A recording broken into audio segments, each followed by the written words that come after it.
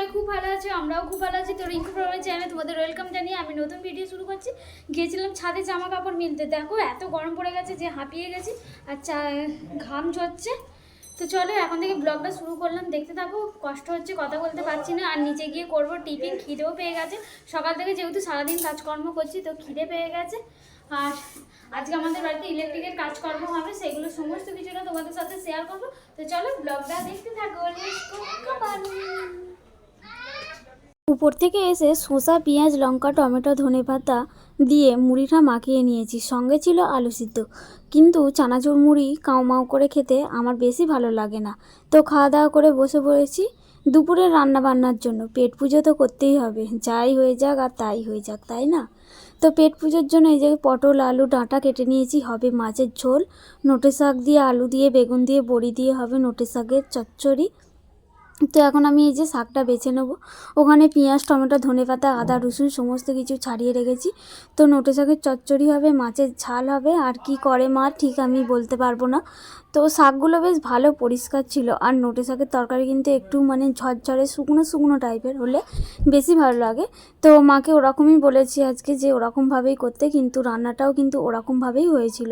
তো আনাজ টানাজ খেতে এখন আমি বসে পড়বো। শিবরাত্রি পুজোর সময় বেরিয়েছিল যে বাসনগুলো, সেই বাসনগুলো মানে জল ঢালতে গিয়েছিলাম, ওই যে ঘটি আর কি বলে এটা, গামলা। ঘটি আর গামলাটা নিয়ে বসে পড়েছি, মেজে ধুয়ে পরিষ্কার করে তুলে রাখবো জায়গার জিনিস জায়গা মতো। তাহলে নেক্সট টাইম যখন কোথাও যাব বা পুজো দিতে যাব অসুবিধা হবে না। তো যেহেতু শিবরাত্রির পরের দিনই আমি চলে গেছিলাম বোনের বাড়ি। বোনের বাড়ি থেকে এসে বলছি বোন থেকে এসে বোনের বাড়ি থেকে এসে গিয়েছিলাম বাপের বাড়ি। তো মা এগুলো ধুয়ে রেখেছিল, কিন্তু মাজা ছিল না, তাই জন্য ভাবলাম একটু লেবুও ছিল না, তেঁতুলও ছিল না, সেই জন্য মা আর কি মাজতে পারিনি, এমনি জাস্ট ধুয়ে রেখেছিল।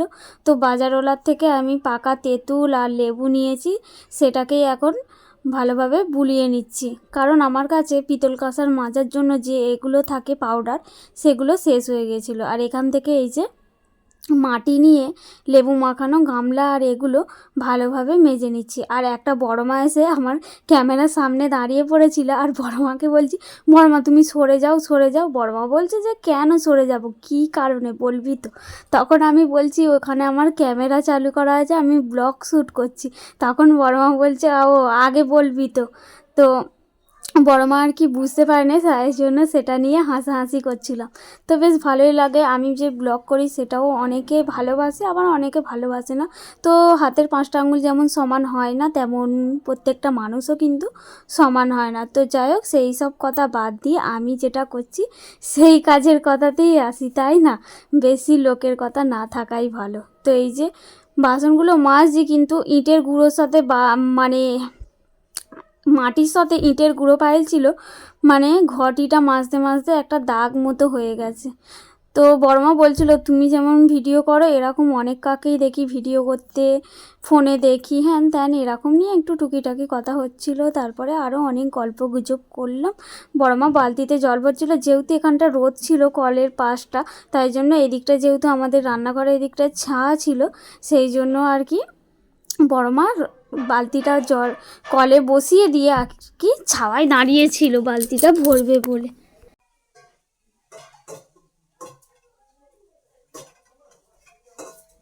এই যে ঘটি আর গামলাটা পড়েছিল, সেই শিবরাত্রি করেছিলাম, শিবরাত্রি থেকে পড়েছিল। আর এই যে লেবু দিয়ে মেজেছি, দেখো কতটা সুন্দর চকচক করছে, পুরো নতুনের মতন হয়ে গেছে। আর পিতল কাঁসার মাজার জন্য একটা পাউডার পাওয়া যায়, সেই পাউডারটা আমার কাছে নেই, আপাতত শেষ হয়ে গেছে, তাই জন্য লেবু দিয়ে মাজলাম আর শুকনো মাটি দিয়ে মাজলাম, বেশ ভালো লাগছে। তো চলো জায়গার জিনিস জায়গা মতো তুলে দিই, আবার নেক্সট টাইম যখন দরকার লাগবে তখন আর কি বের করবো।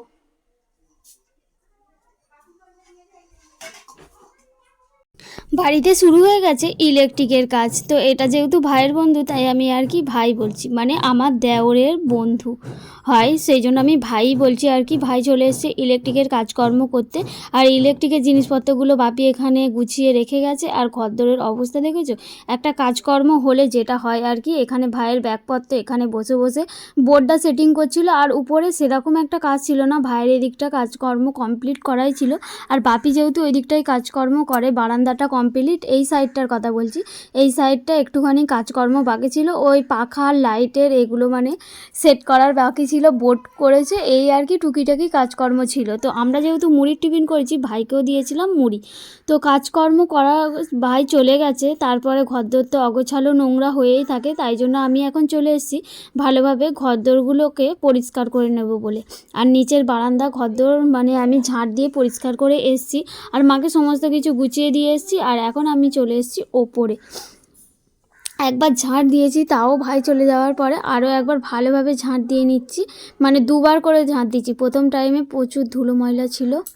তোমাদের সঙ্গে ভয়েস দিতে দিতে মা চলে এসছে, মা বলছে কার সাথে বক বক করছে একা একা। তো সবাই তো এই ব্যাপারটা ভালোভাবে বোঝে না, আর মারা যেহেতু অনেকটা আগেকার ফোনের সম্বন্ধে বা এইসব ভিডিও সম্বন্ধে অতটা কিছু বোঝে না বললেই চলে, তাই আর কি মা ভালোভাবে জিজ্ঞেস করছে যে বক বক করছো কার সঙ্গে করছো, ফোনে কথা বলছো, কেউ কি মানে ফোন করেছে? আমি বললাম না না, আমি যে ভিডিও করি, ভিডিওতে মানে আমি কথা বলছি আমার বন্ধুদের সাথে, এই আর কি।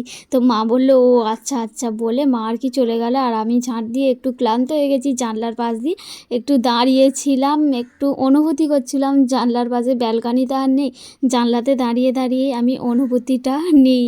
তো যাই হোক, চলো ব্লগটা দেখো। বাড়িতে হয়েছে ইলেকট্রিকের কাজ, এই যে কমপ্লিট হয়ে গেছে।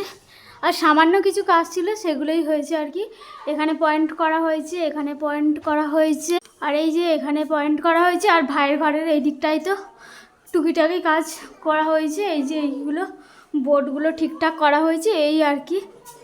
এই হচ্ছে আমাদের বাড়ির কারেন্টের কাজ হলো।